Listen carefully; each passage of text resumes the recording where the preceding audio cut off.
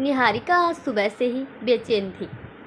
उसके पति प्रकाश ने पूछा भी था कि क्या बात है, आज इतनी परेशान क्यों हो, पर उसने टालकर उनको ऑफिस भेज दिया।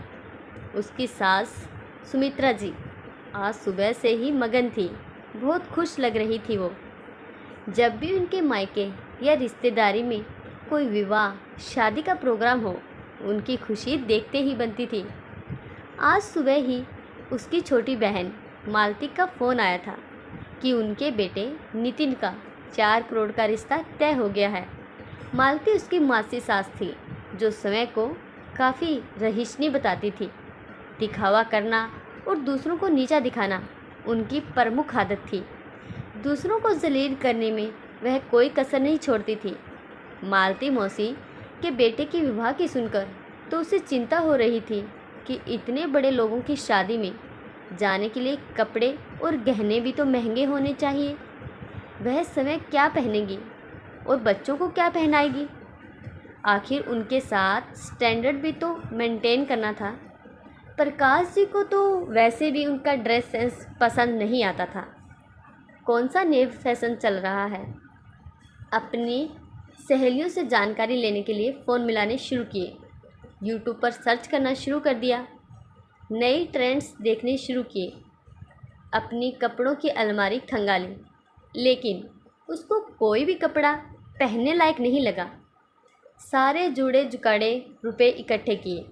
कुल मिलाकर 32-33 हज़ार रुपये निकल आए। वह फटाफट बाज़ार के चक्कर काटने लगी। ऊंची ऊंची दुकानों पर चढ़ती और उल्टे सीधे कपड़े जेवर खरीद लाती। सोने के तो क्या आते इतनी महंगाई में, आर्टिफिशियल ज्वेलरी ही खरीद ली। बच्चों के लिए भी नए नए तरीके के कपड़े और जूते चप्पल खरीद लाई। बजट ज़्यादा का हुआ तो उसने 20-30 हज़ार रुपये प्रकाश जी से झटक लिए। तब जाकर उसके मन को कुछ तसल्ली आई। कुछ शॉपिंग ऑनलाइन कर ली, कुछ मॉल से। अब उसे महसूस हो रहा था कि बड़ी शादी अटेंड करने के लिए उसके पास फैशनेबल कपड़े हैं। 1 महीना इसी भागदौड़ में निकल गया, लेकिन अभी तक वेडिंग इनविटेशन नहीं आया। दरवाजे की तरफ निगाह भी रखी थी कि कोई कोरियर वाला आए, लेकिन वह निराश हो जाती। एक दिन उसकी सास के मोबाइल पर व्हाट्सएप कार्ड आता है। अगले दिन मालती मौसी उसकी सास सुमित्रा जी को कॉल करके कहते हैं, जी वैसे तो सबको सिंगल ही बुलाया है शादी में, डेस्टिनेशन वेडिंग है ना, पर आप ज़रा अपनी हो तो 2 जने आ सकते हो। पहले ही बता देना कौन कौन आ रहा है, रिसोर्ट में रूम भी बुक होने हैं। सुमित्रा जी के ऊपर तो मानो घड़ों पानी पड़ गया। वह सकपका सी गई। उनका मन एकदम उदास हो गया। शाम को खाने पर सबके सामने वह 2 जनों के आने की न्योते की बात बताती है। प्रकाश जी तो एकदम से बहुत गुस्सा हो जाते हैं। ससुर जी तो पहले से ही चुप रहते थे, आज भी चुप ही रह जाते हैं।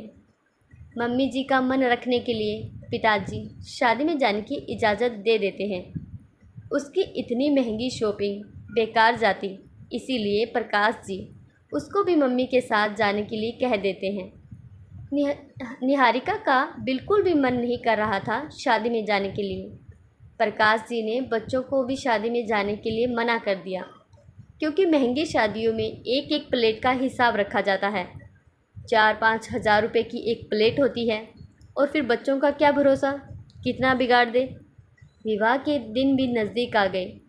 निहारिका व उसकी सास एक महंगी गाड़ी में बैठकर रिसोर्ट तक पहुंच जाते हैं। शगुन में देने के लिए भी 31 हज़ार का लिफाफा बनाया गया। आखिर लेन देन भी तो बड़े लोगों के हिसाब से करना पड़ता। वैसे भी मौसी का पोजीशन का सवाल था। रिसोर्ट में एकदम शांति थी। विवाह शादी की धूम कहीं नज़र नहीं आ रही थी। सभी रिश्तेदार अपने अपने कमरों में पड़े रहते। कोई हल्दी मेहंदी का फंक्शन होता तो सब तैयार होकर आ जाते। अनगिनत सेल्फियाँ ली जाती। सबने सेल्फी लेने के लिए चेहरे पर नकली मुस्कान का आवरण ओढ़ रखा था। उसकी सास भी अपने परिवार के साथ में न होने के कारण स्वयं को उपेक्षित सा महसूस कर रही थी। रिश्तेदार आपस में ऐसे मिल रहे थे जैसे उनमें कितना प्रेम भाव हो। पीठ पीछे आपस में सब एक दूसरे की बुराई कर रहे थे। पार्लर के मेकअप व महिलाओं के ऊट-पटांग फैशन देखकर उसका मन खिन रहा था। चकाचौंध रोशनी में विवाह के नगाड़े शोर मचा रहे थे, लेकिन उसके मन में बड़ा सूनापन था। उसे रह रहकर घर की और बच्चों की याद आ रही थी। विवाह में उसे कोई अपनापन नज़र नहीं आया। चारों ओर मात्र दिखावा ही था। विवाह पश्चात मासी ने एक मिठाई का डिब्बा उसकी सास के हाथ में पकड़ाते हुए कहा, जीजी, ये हमारी खुद की फार्म का डिब्बा है। एक एक डिब्बा 2-2 हज़ार रुपये का है। हमने एक लिफाफा उसके हाथ में रख दिया, जिसने उसे खोलकर भी नहीं देखा। वह वापसी के लिए गाड़ी में बैठ गई। सारे रास्ते सोचती आ रही थी कि ऊंची दुकान फीके पकवान जैसी कहावत आज चितार्थ हो गई। जिस विवाह में जाने के लिए वह इतना ललित हो रही थी, वहाँ उसे कितनी निराशा मिली। उसे अपनी सारी बचत और पति की मेहनत की कमाई का कितना पैसा फिजूल खर्चे में उड़ा दिया, और वहाँ कुछ अच्छा भी नहीं लगा।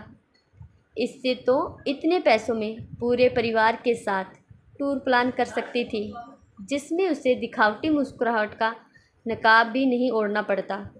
उसका पति व बच्चे भी उसके साथ होते।